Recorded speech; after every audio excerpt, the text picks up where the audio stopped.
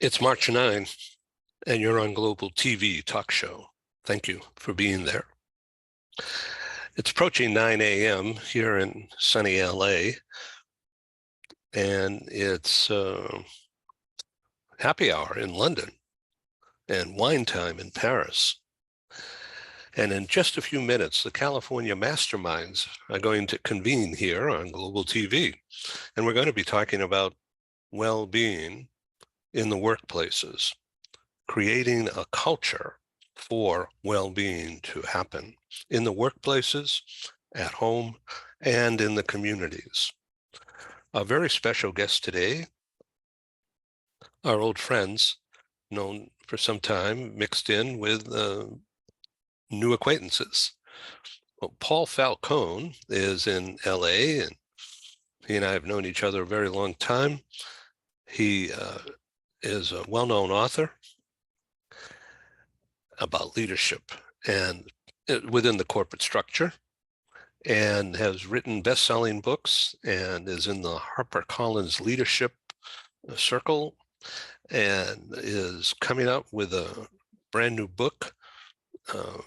Pretty soon he'll talk about it once we get live today. Also, Kim Condon will be on the program, and she's a global vice president of Herbalife Nutritions, which is a $5 billion company based in LA. And she has a long history of being a leader in people issues, human resources management, talent management, all kinds of roles. And she's joining us. Also, Jennifer Louisel, and she'll pronounce that better than me in just a few minutes. She worked with Paul Falcone at the Motion Picture and TV Actors Fund, and she's an insurance specialist, a benefits specialist, and she'll bring that view to the discussion today, very practical info. Also, we have a preeminent headhunter, executive search, a retained executive search, Gary Sanger, and he's in LA also, and he and Paul go way back, and it's a tight circle today. And also joining me today in the conversation is Stephen Howard, author of 22 books, including recently published Humany. That's Humony.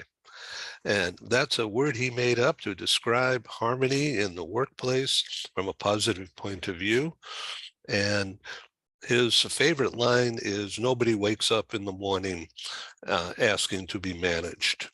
They want to be led, they want to be coached. And his book about Humany has recently won a gold medal for its practicality and its interesting way of looking at the situation today, post-COVID, in a hybrid workplace. So Stephen Howard will be joining us, and we're going to have an interesting conversation. And we'll begin in just a couple of minutes. Stay tuned. Thank you. Here we are, Global TV Talk Show, and our masterminds of people, talent, everything connected with it. Paul Falcone, Kim Condon, Jennifer Louisel. Would you pronounce your name better than me? Louisel. Louisel, great. Yes. Welcome, first time. And here's Stephen Howard. One second. Hello, Stephen, welcome. Mr. Ed, how are you, sir? This is Stephen Howard, Paul Falcone, Jennifer Louisel, and Kim Condon. Stephen Howard's coming to us today from Mexico City, but he's originally in Southern California, Palm Springs area. So I've got the label of the name on the PR website, California Masterminds. We'll talk about well-being today. And so welcome. So, Stephen, I was just explaining to my friends here that you've written 22 books and Humany has just come out, and you were bequeathed a gold medal for the uniqueness of your approach.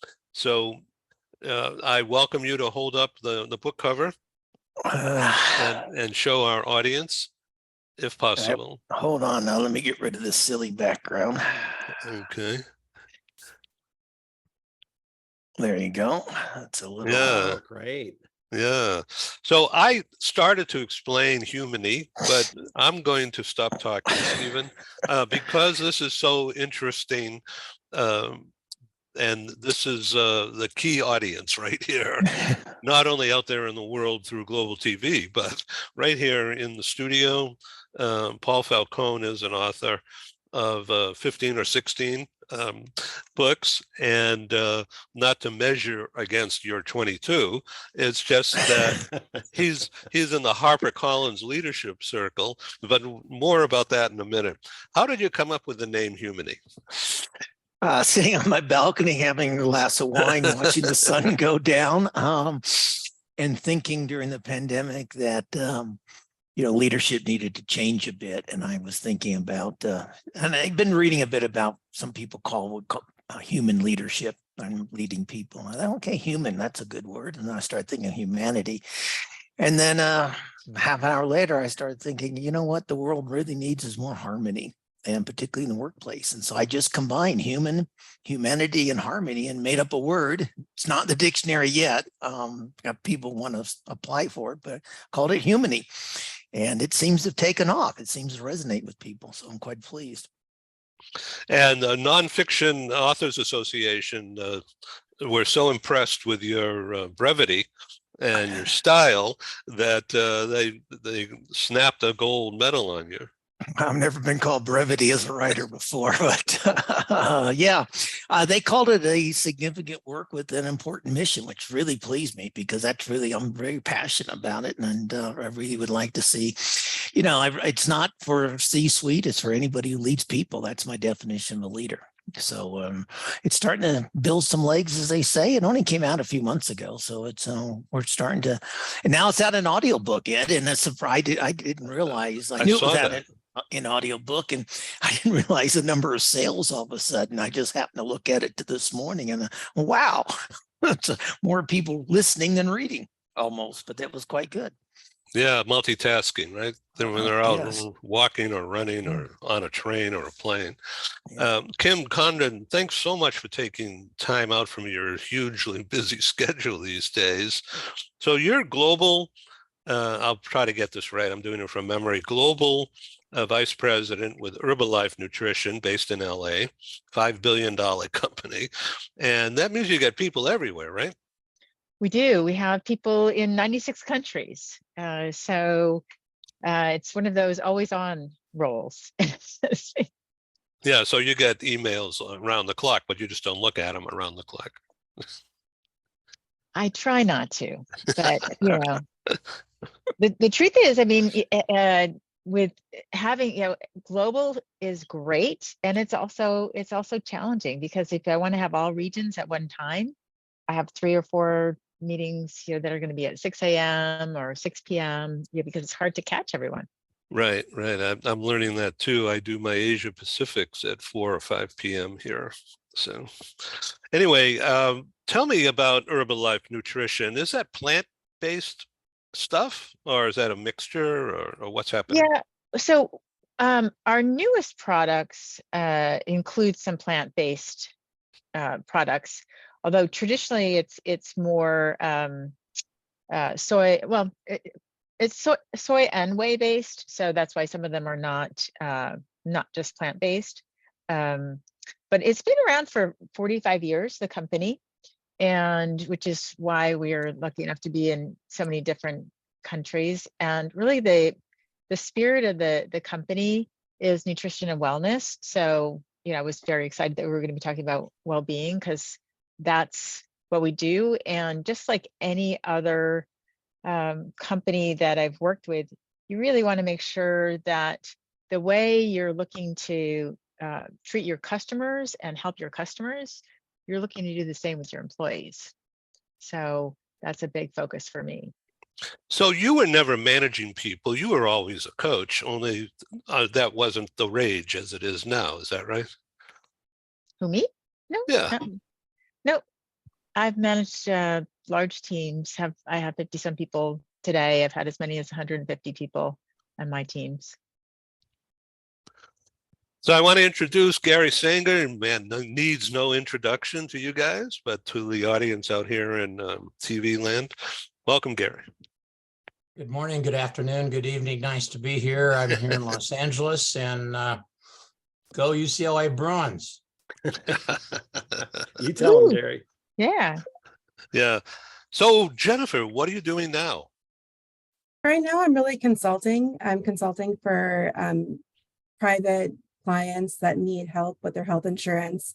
I've got a couple of clients that are needing really very delicate assistance with some really difficult situations. I've got a client who has a 40-year-old in the hospital right now with a brain injury, who really needs a lot of assistance and case management with their insurance and making sure that things go well. I've got another that has an older adult child who is having insurance issues. So I'm really just, taking things as they come and just helping people when they need it. And I've got a couple of clients that are employers that are needing assistance with their employees that are needing mental health care that can't find it.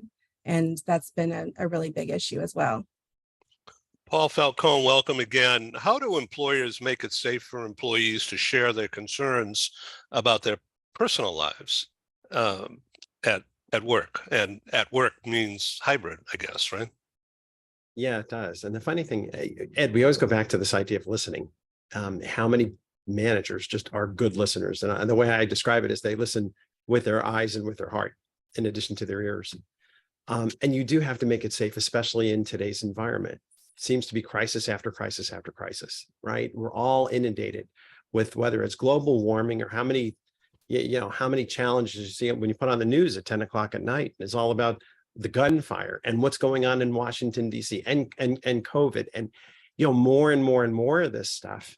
I think people are afraid. I think their wires are exposed and they're tired. A good manager is going to be someone who can tap into that with their team and hopefully make it safe for them to be able to talk about A, how these things are affecting them, and B, what the manager and the rest of the team can do to help everybody. We've got to have each other's backs going through this period. It's just a particularly difficult time. Everybody out there, Paul Falcone and I've known each other a while, and he in previous life was in charge of people for Nickelodeon and Paramount, and I forget what else, but you've got a long history of leading people in the entertainment industry.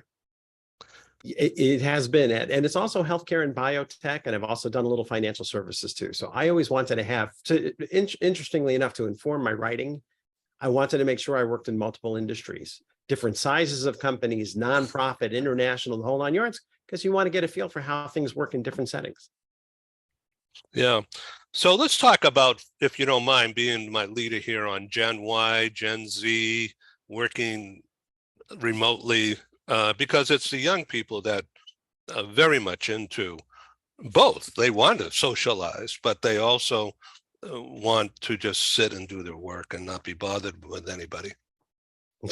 That's a good way to put it. So the funny thing is, everyone, when you look at Gen Y, the millennials, and you look at Gen Z, the Zoomers, they're now about, I think it's last I read, it's about 42% of the workplace.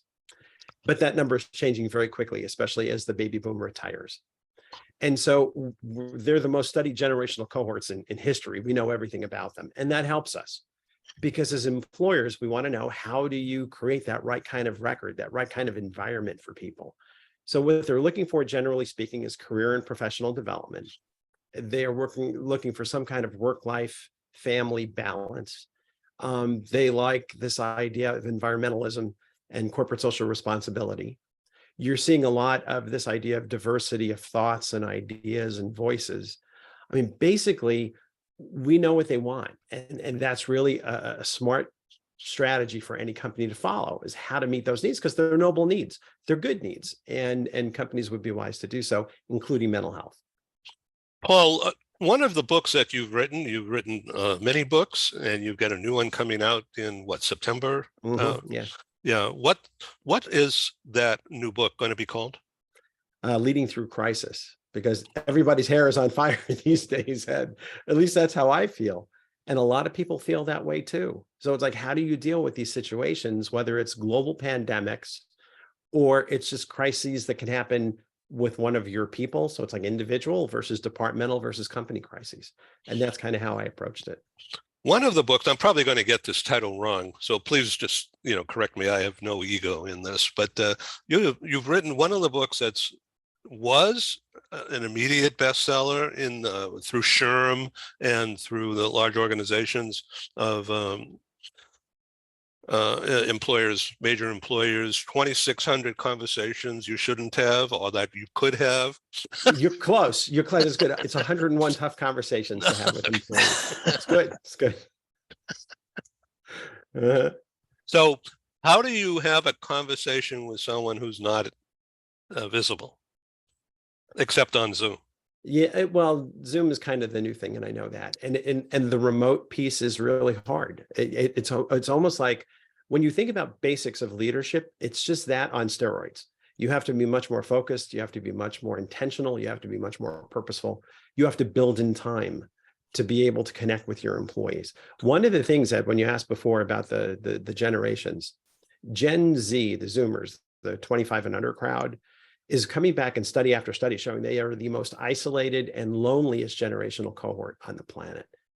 And we've lost the ability to sit around the campfire and pass wisdom from the elders down to the younger generation. We're just too busy, and we're on cell phones and all this other kind of stuff. So the reality becomes, whether it's that one-on-one meeting that you're having by phone or Zoom, or that staff meeting that you're having, you've got to make it social. It has to have its social element, even when people aren't on site. So that becomes more critical now than ever.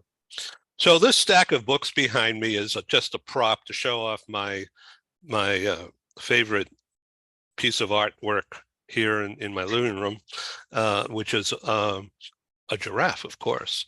But I haven't written any of those books, but I've read them.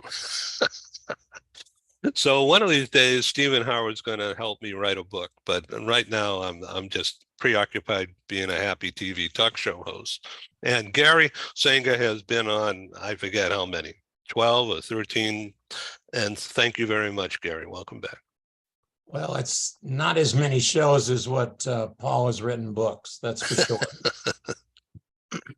So it's what's nice new? to be here. It's nice to be Please. here. And when you look at the cross section of what leaders need to lead, I have the pleasure this afternoon of being in an executive group of probably 15 to 20 people. They haven't told me exactly how many are going to be there. And it's from a client where we put their CEO into that organization almost 20 years ago. He's the CEO. He took over for the founder. That $80 million company and probably 300-400 people 20 years ago was on probation. It was 80 million, and today's version of that is $500 million in revenue, 1,200 people, and it has 8 or 10 locations. It's also on the acquisition trail. And so when you look at how that organization makes a great org structure, how does it deliver to its client? How does it brace for this retiring CEO in the next few years to go bigger, grow better? I said to Michael, what's your goal out of this session? And I'm privileged as a retained headhunter to be a part of it. He says, I want to be able to grow a lot bigger. Now, if you think of simplicity, here's this organization now trying to swallow this $500 million revenue and 1,200 employee organization. How does it build itself to double? And I don't know, I've always been a fan of the GE structure where in fact they say, look, forced rankings. And that's probably not favorable by 80% of the people out there running business organizations. My simplicity is, and I'm a farm boy from Idaho from way back when. You got 1,000 employees, and let's say 10% of them are great and 10% of them are awful. You put those two groups together, and what do you have? You got average. Now you take out that bottom group, you either fix them or take them out, and you keep raising the bar. I'm just enthralled with that. I'm just really intrigued with that. That's a better word as to how you do that. And we're dealing with the 20-year-olds and we're dealing with the 60-year-olds and a lot of people in between. I think that's a fantastic challenge, here for the 6 of us on this Zoom. Kim, in your vast past experience in leadership roles, you were connected with the entertainment industry, and now you're in the pill business, or what? Is it different? I'm not a pusher. Yeah. So are the people different? In terms of what they need? Yeah, in terms of what they need. I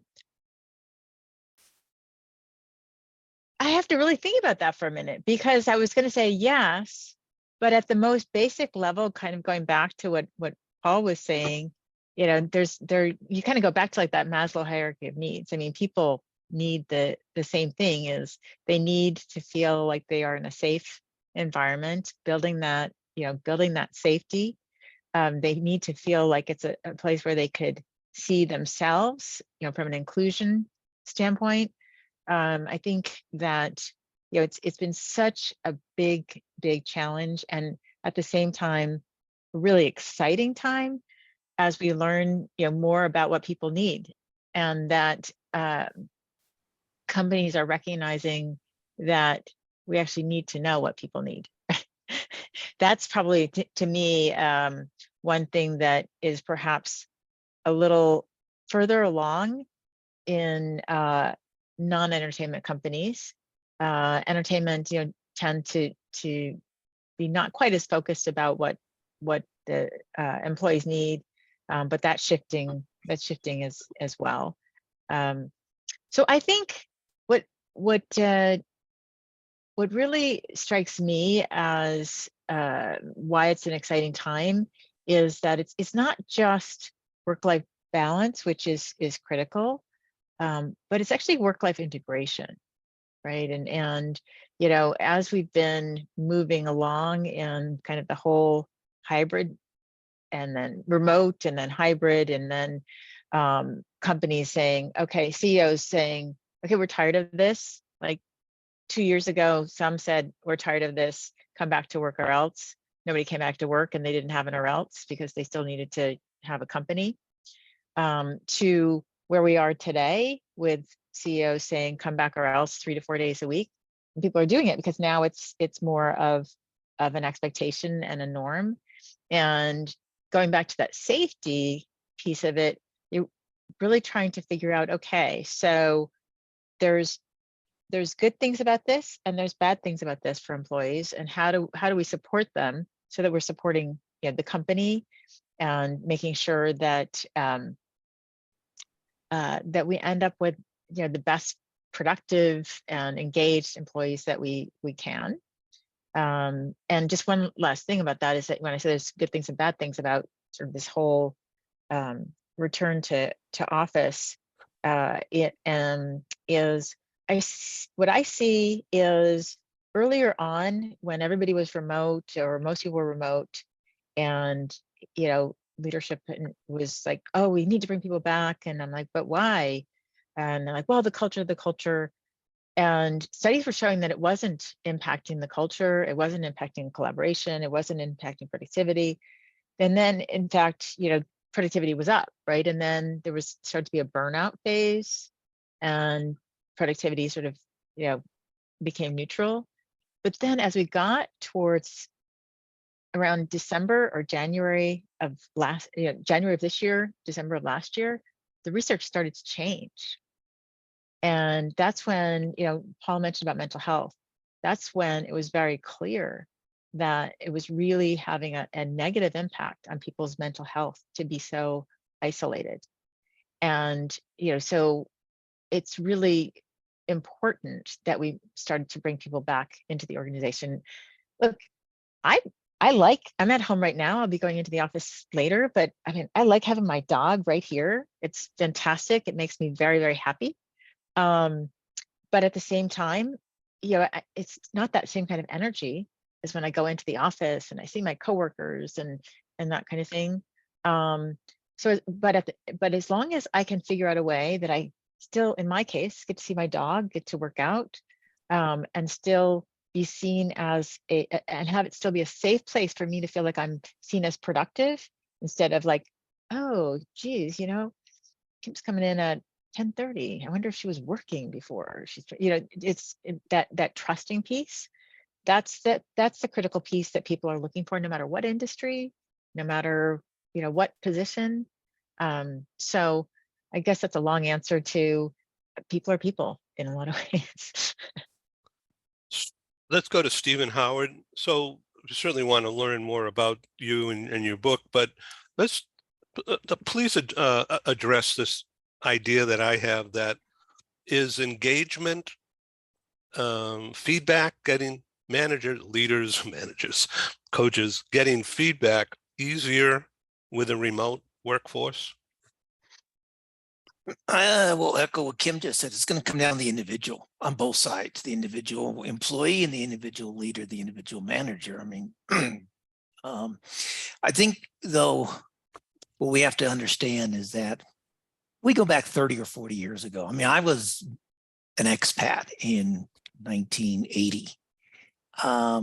And my boss had to keep me engaged. He was based in Dallas, Texas. We didn't have mobile phones then. We didn't even have email, quite frankly. The company I had an internal electronic system of sorts. Didn't work all the time.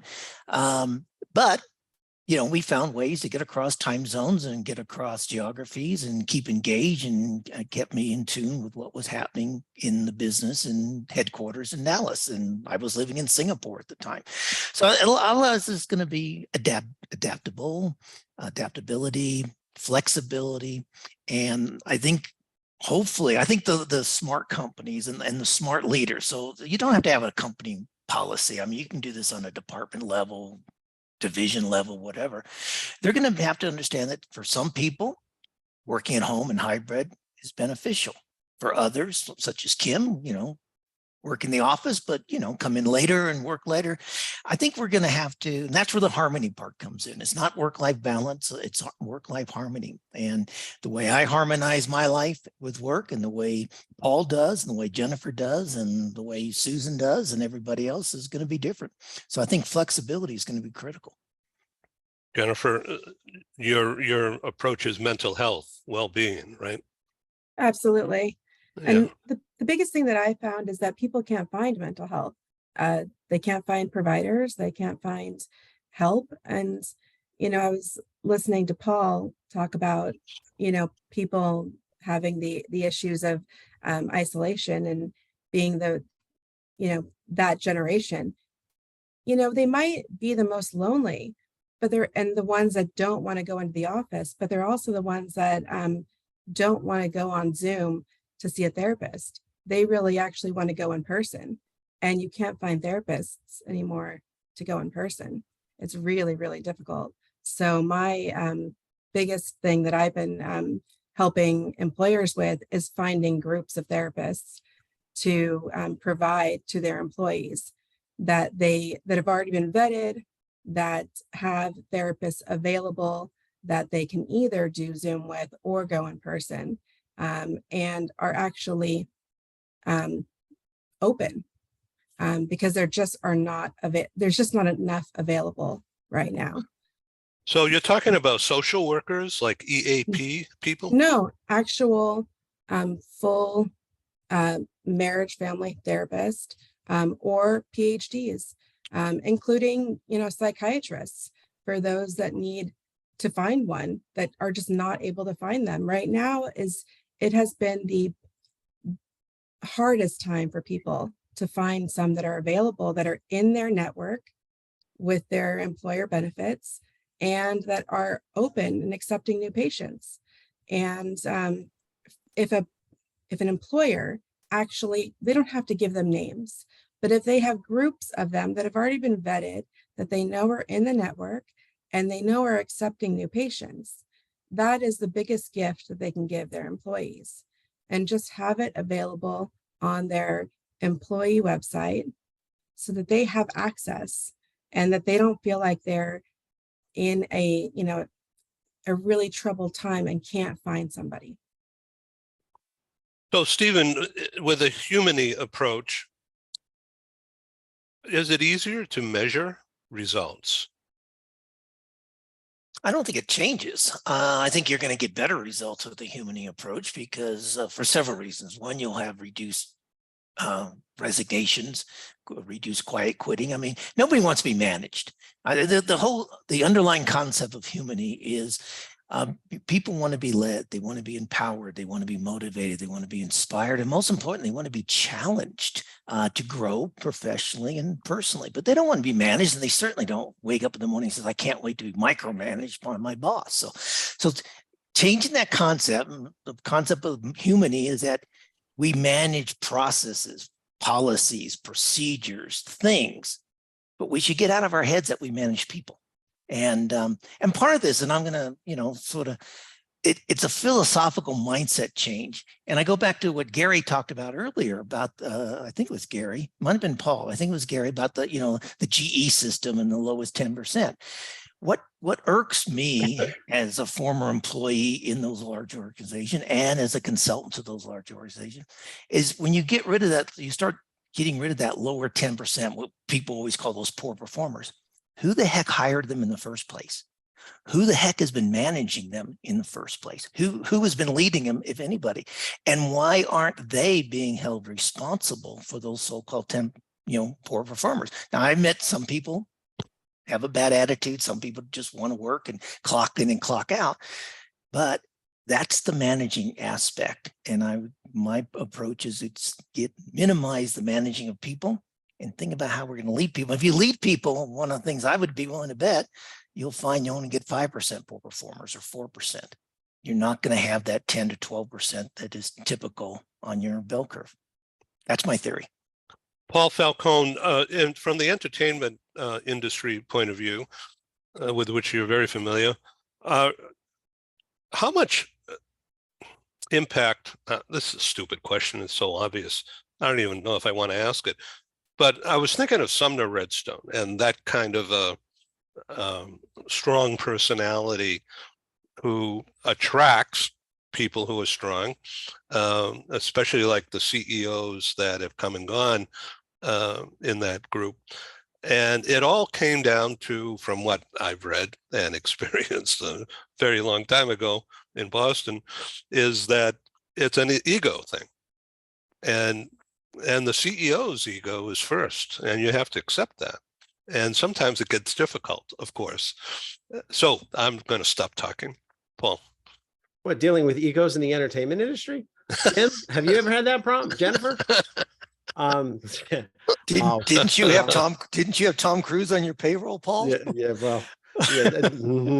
No, the funny thing is, you guys, the challenges are there, whatever industry you're in, right? Having worked in healthcare, financial services, biotech. Yeah. Okay.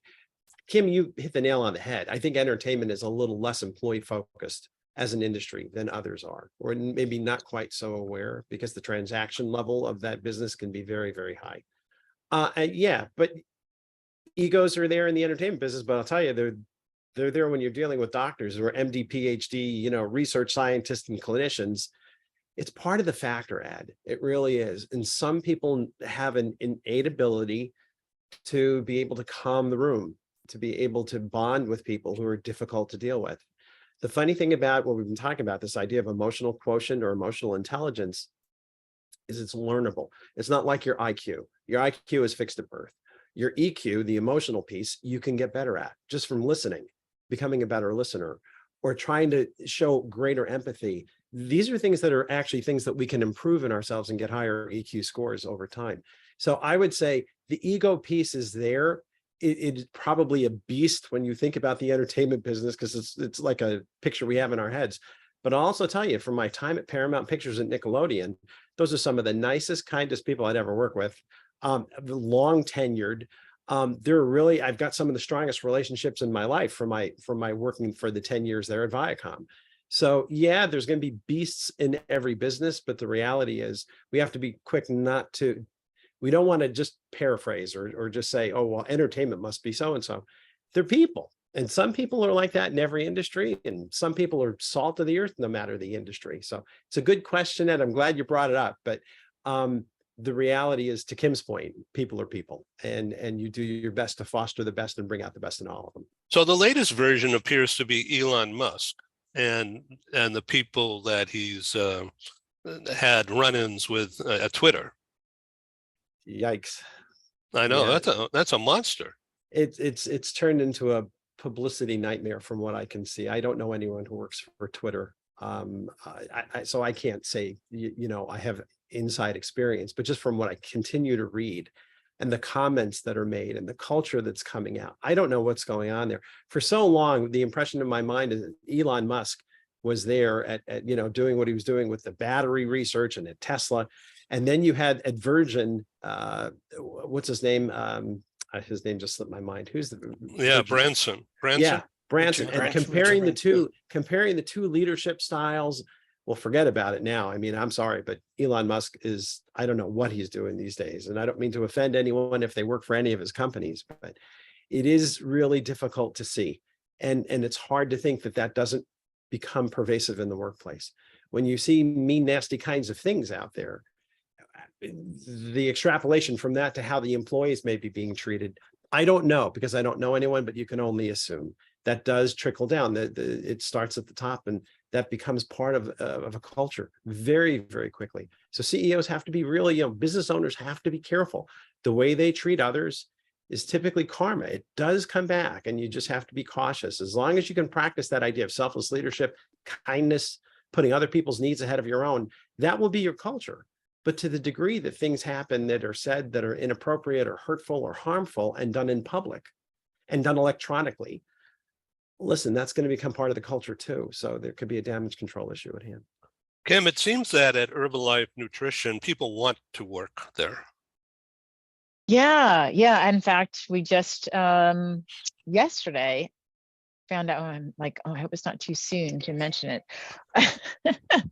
Well, I'll just say we just got another achievement award from an outside organization of best places to work.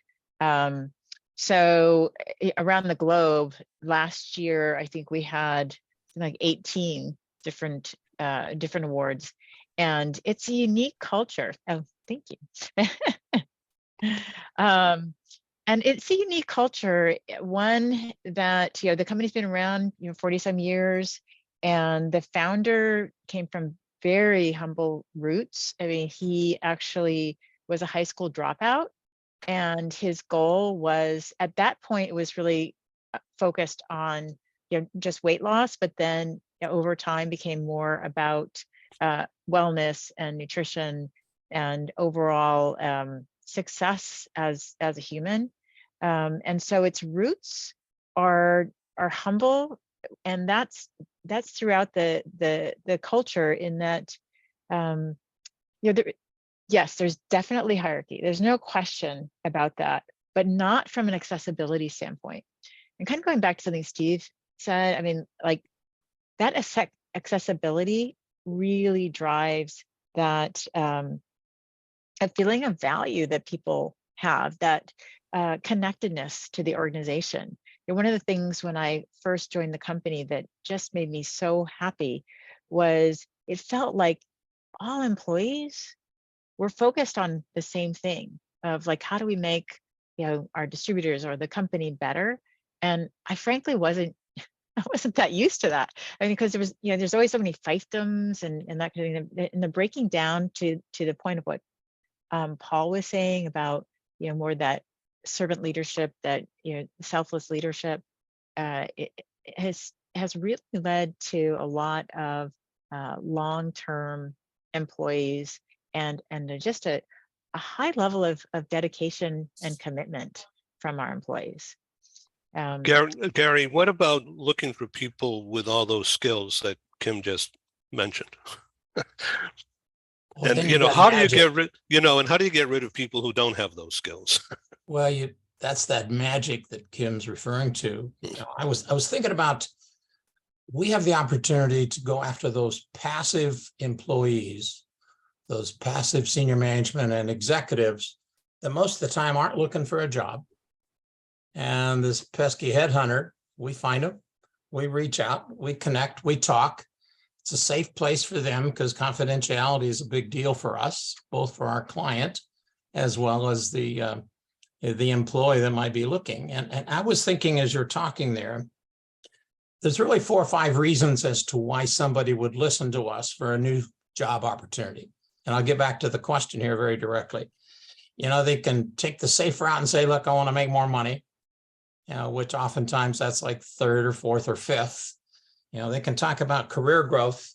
They're stymied because the guy or gal in front of them, is going to be there forever. And so there's not a spot available for them. They're not learning new stuff. They're not learning current ways of doing things. They might be in a bad geography, and so they want to do that for family reasons, et cetera. But I'll tell you, I'll bet half the times when I'm talking to someone, they have that bad boss. And so if I were commanding a CEO, one of his or her jobs ought to be finding out within his or her company the bad bosses. They're driving people out. They're ticking people off. And I have several other more colorful words there to use, but I won't. And so they're driving people out. And usually the great people that are driven out go away, are gone, are lost from that company when the bad boss is found out, and then he or she's finally canned, and a new person comes in. So you find out the bad bosses and either fix them or take them out behind the woodshed, as Mr. Wonderful on Shark Tank would say. But find the great bosses. Who are the magnets? Who draw the great people? Who can find those people smarter than the average person in the organization? Who has that excitement, that passion? Kim, you said the people are all working for the same thing. Isn't that what the fundamental situation is for a CEO? Get that whole team of 10 people or 10,000 people working for the same thing. Make it value add. It gets me excited when you get someone then that you've been in a room where you've heard a few hours worth of stuff, and that fantastic CEO can put that into 2 or 3 sentences about the issue. He or she can say, here are the choices, and I support B. Who feels like that? And then, as Walt Disney said, enough talking and let's start doing. The more complicated we make it, the more buzzwords we put on it, the more BS that's added to it, I think the less gets done. Stephen? Thanks, Ed. I just want to make the point, since this is global TV, that this is not a U.S. phenomenon. McKinsey did research in December last year, so a couple months ago, of 16,000 people in Europe, and one third said they expected to quit their jobs in the next 3 to 6 months, and they cited lack of career development, lack of career advancement, and uncaring and uninspiring leaders as the top reasons for that. And then, going back to the topic for today, read a great book by Michael Bunting called The Mindful Leader. And he says 33% of a team member's mental health is attributed to their leader's behavior. So, and then you add to that some other research that shows 83% of employees worldwide say that mental health is as important as their salary. You put those 3 things together and it's like a nuclear fusion. You see why this stuff is bubbling over on a worldwide basis. Paul, do you want to add to that? Yeah, I would. Stephen, you hit the nail on the head. I think that COVID has brought out all these things, right? No one's alive from the last time we had a situation like this, a pandemic. That was in 1918 after World War I. If they happen to still be alive, they can't help us anyway, because the workplace has changed so much since then. But when you do these studies, and Stephen, you're right, I forgot to mention that this is global too. These trends that we're seeing, one of the things that comes out when you study the Gen Y and the Gen Z is they want to work for an ethical employer, for a management team that cares about them personally. And that keeps coming up spot after spot after spot. When I wrote my new book on workplace ethics, it's because you can see this trend. I mean, this trend is already out there, but what does it mean to be an ethical employer? And what does it mean to have a leadership team that cares for their workers? So the funny thing is, when I do my training, now that I'm a consultant and I'm going out there and doing these management training workshops, it's very easy. I do an exercise and I open up the workshop on leadership offense, how to become a great leader. So tell me about your favorite boss.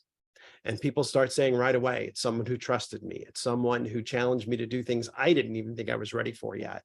It's someone who always had my back. And what you realize is you're talking about that person's character. You're talking about their caring. And in that sense, we've got something very wrong that we're doing. We're doing this. We always focus on what are you doing all the time, to the point where we're chasing our tails with our hair on fire. To be the greatest boss, it's a matter of who are you being. It's that beingness that makes the difference.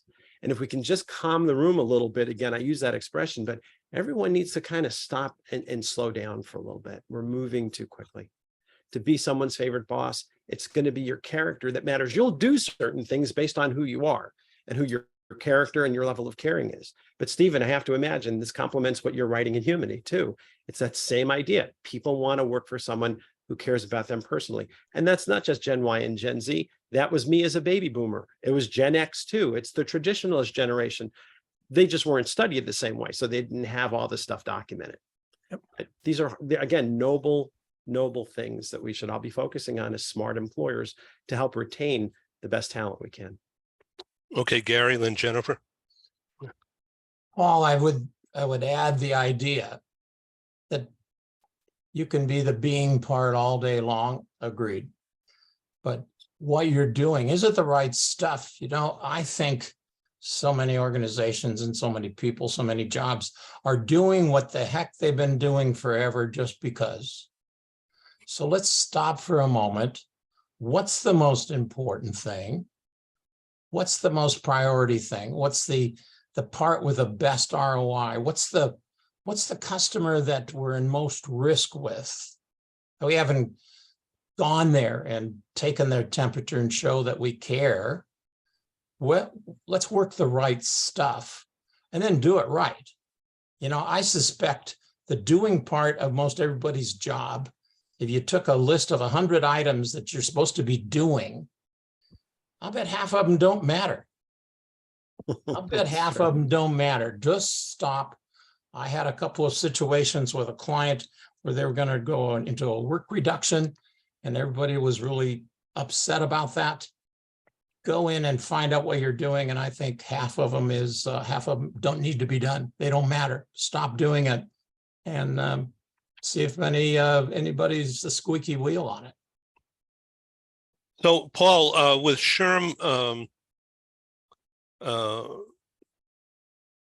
in the lead, I guess, after President Biden's relaxing of the COVID rules and all that stuff, this is like a headhunter's dream, this period of time right now? It's a good question, and that's TBD. The funny thing is, right, I just read in SHRM yesterday that it looks like May 11th is the date that President Biden will be making. His administration is basically saying we can put these COVID protections and Uber sanctions behind us. But yeah, we're going to see. Our CEO is going to rush people back in and say 5 days a week or you're out of job. Are people going to really resist this whole idea of I don't want to go back to the office because I'm still afraid of COVID because it's still out there. I don't care what the government says.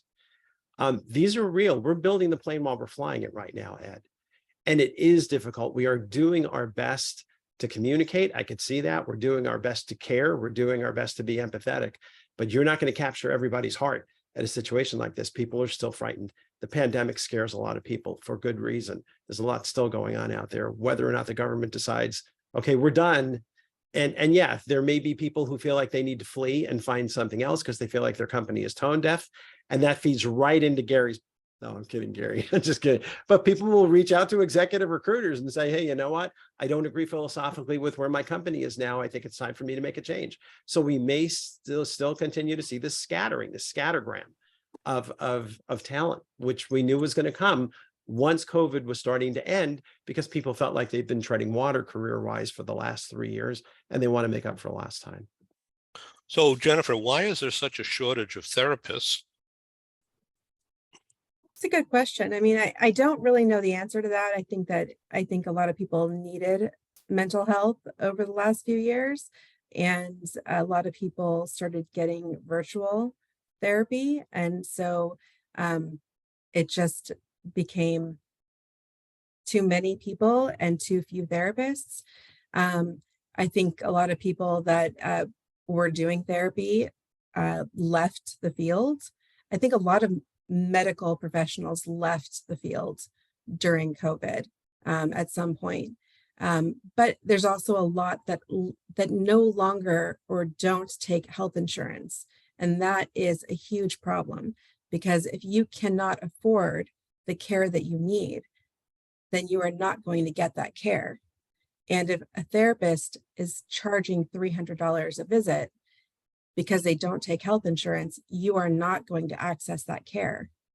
And if that's the only person that's returning your call, that's the problem that we're in right now. So what about a group like BetterHelp.com, telemedicine? I speak of that, and full disclosure, they're one of my advertisers, and they have spoken at my meetings in the live conference days, 3 years plus going back. But isn't that a vehicle? Absolutely, they are, and they take a number of different insurance plans, which is a great option for a lot of people. It's not an option for everybody, because there are a number of people that really feel that they need an in-person connection, and that is where some people find themselves in a dark hole that they can't get themselves out of, because they have been so isolated, because they have been at home for almost 3 years and they don't know what to do. And that's where we need to find other avenues of getting people help. And we need to be able to give them some other sources that will allow them in-person support. Thank you. Stephen, we're coming up to a close in 7 or 8 minutes, but I want to give the floor to you. And you are experiencing your own Zoom growth with this new book and your consultancy business. So how are you managing yourself with all these pressures? Well, I hired a personal trainer 4 months ago, and I've lost like 17 pounds or something. So I walk the talk. I mean, in the book, I talk about well-being, and I talk about the company's responsibilities now in the areas of well-being. And, one thing everyone I coach these days in leadership, I say, go to Google and Google, or buy my book, but if not, go to Google and Google what are the 5 top causes of burnout at work. Very easy to find. And what are the leading indicators, the leading signals? I mean, there's about 7 or 8 signals of burnout. And if leaders, and I talked to a leader the other day, I'll be real fast for you here. He said, look, I'm not a psychiatrist. Why should I talk to employees about burnout? I said, because it's simple. You don't have to be a psychiatrist to talk about it. You have to be a human being. Talk to them. You need to recognize it. If you see these signs in your employees, then it's time to if you don't feel comfortable, find somebody else in the organization. But I think organizations need to make leaders comfortable to have these conversations, and that will help. What Jennifer's talking about, it'll reduce the demand, because obviously the supply of professional help is not there. Well, let us reduce the demand, the need for it. I'm speechless here. Sorry. Gary, you're loquacious. See, I think celebrations of wins, and especially not to the person so much as the team that made it happen, Why are you in business? Let's go back to fourth grade here. Why is the company in business? What are you getting done? What are you making happen? You know, it ought to be a place where the work and the personal life is balanced. I'm particularly empathetic to that woman who is married or not, but has kids. And these last 2-3 years have been hell on wheels. That parent has kids coming back home, going back to school, coming back home, trying to do a job. You know, how in the world that person, if she's married and stays married and has a happy husband, a happy significant other, how do you keep the kids balanced? How'd you keep your job?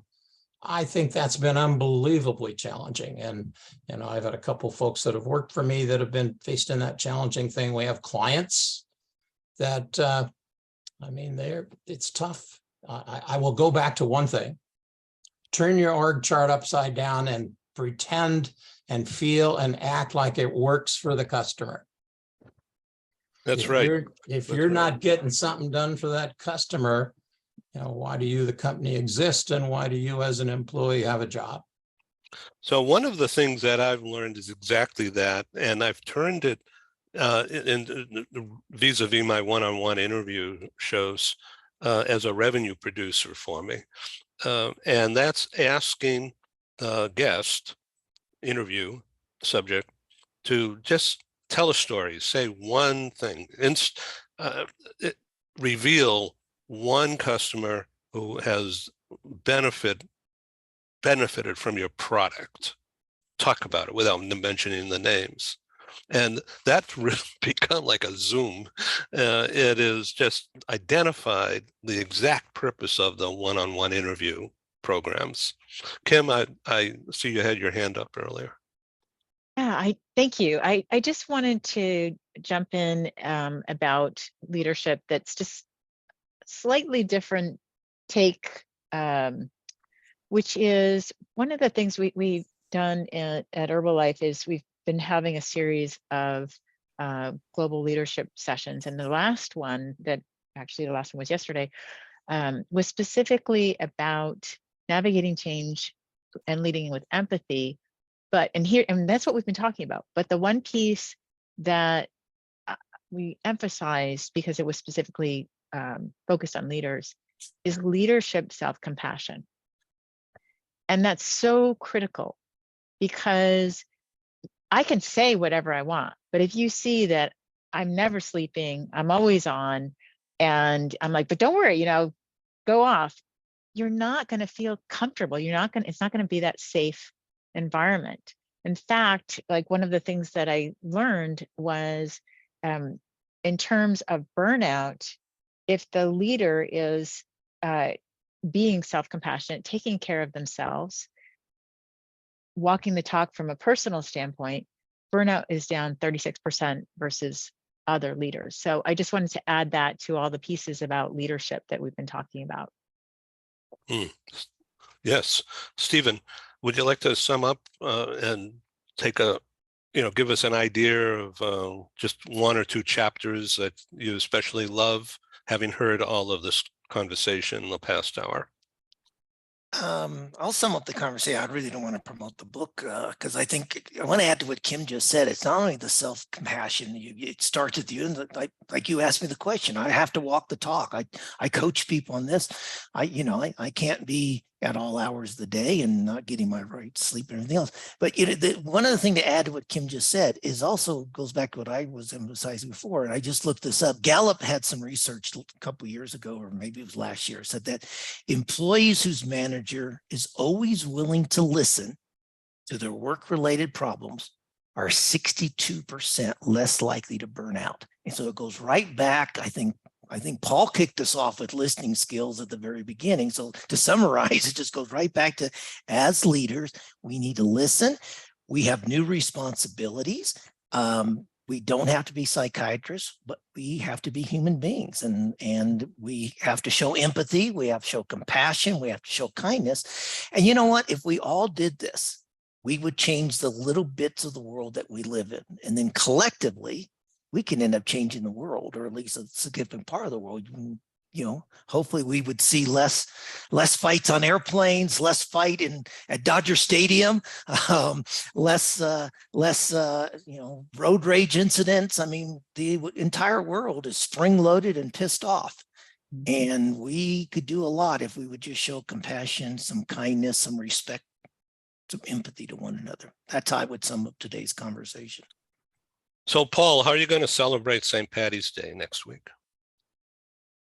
I see something green and I see beer. I don't know. Those are the two things that come to mind all the time. I don't know.